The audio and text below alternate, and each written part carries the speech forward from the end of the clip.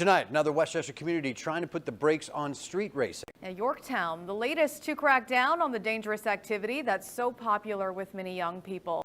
News 12's Michelle Brown has the story. And so we wanted to make sure that we were doing our part to pass responsible legislation that will obviously save lives. The Yorktown Town Supervisor Matt Slater knows firsthand the tragic loss drag racing can bring. I unfortunately lost a friend to a drag racing accident right on Route 132. While not prevalent in Yorktown, town leaders wanted to take preventative steps to deter it from happening in their community.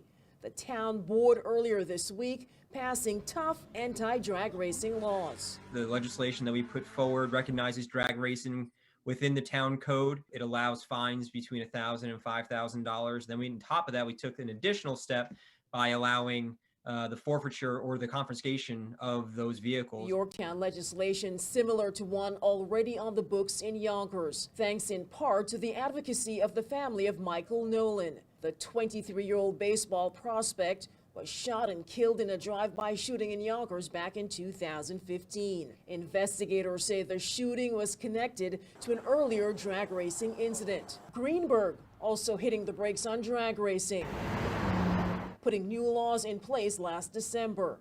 Westchester communities taking proactive steps to keep their residents safe.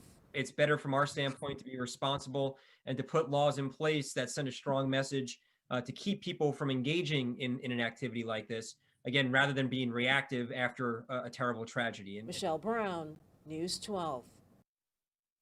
Yorktown's new anti-drag racing law also restricts seized vehicles from being allowed back on the streets if they're bought at auction.